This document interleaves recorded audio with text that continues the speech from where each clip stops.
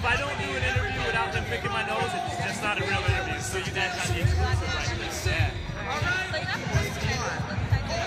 Absolutely. Well, first of all, you got to celebrate because Manifesto, this is its third year. You know, I had the honor of performing 2 years in a row. As a matter of fact, I had the honor of being part of the headline act in year one.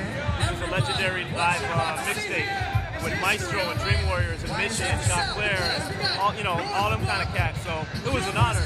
And not only was it a well put on event, but a well attended event, a well promoted event. They treated us real good, like the stars that I believe we are and that we've worked up to becoming. And I think the kind of props and respect and love that Toronto hip-hop deserves is showcased here. So it's like, it's like you visiting family once a year and this is the reunion. So I gotta be at Manifesto. We need things like this in place of what used to be, Master T at Much Music. When Master T was around, and I just saw him recently, and that's my man. Like I said to him, and I credit him on my new CD, which will be out soon, the Dilla Pickles mixtape. There's a line where I talk about how I hated that Master T's not on Much Music no more because when he was, we had an outlet as Canadian hip-hop artists to get on television, to have our videos played, to be interviewed, to perform live. And what it did was it showcased to the rest of the country, at least, that we not only existed, but we were very talented and had music that was available out there. And now we have, it seems, fewer outlets, mainstream outlets, to get our music out there, to get our videos out there, to get noticed, to get the exposure that helps create stars.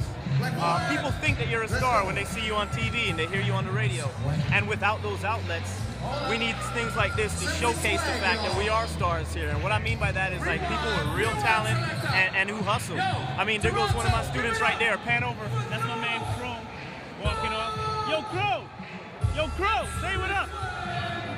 And I'm just, I didn't say come here. I just said say what up. And he's one of my students. Hold on, you ain't on the mic, man. You ain't on the mic. Hey, what's up? Live from Pro. Shout out to Daniel. You're at MintBridgePro.com. We learned a lot from this dude, He's like monolith, he's like a legend in Toronto. We just doing it well.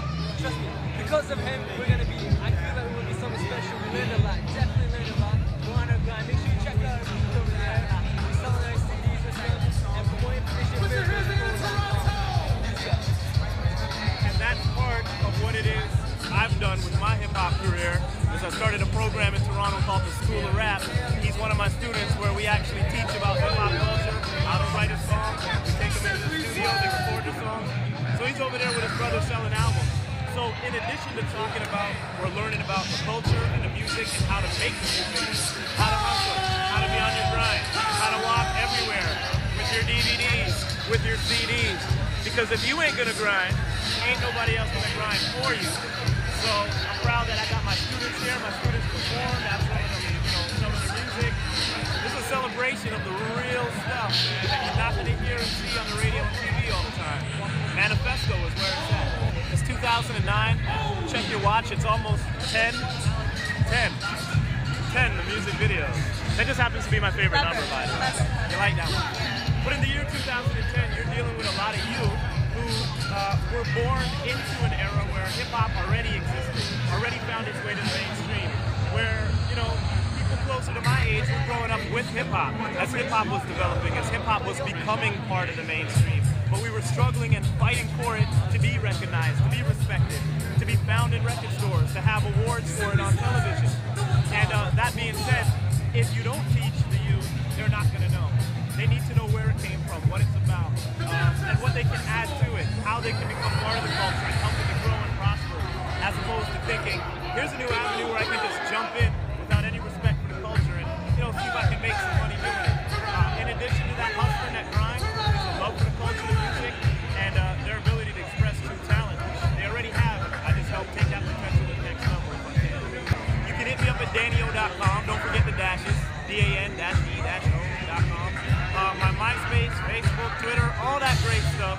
And this is a good time to hit me up because the new project, Dilla Pickles, is going to be a free downloadable mixtape. This is my tribute to Jay Dilla, one of the greatest ever producers of hip-hop. And this is sort of my answer to the question, where you been, what you been up to. And this is really a pleasure for me to do because I love this music so much. And it's really helped me write some of the best songs I think I've ever written. So get it for free. Dilla Pickles is coming, should be available in October. it's only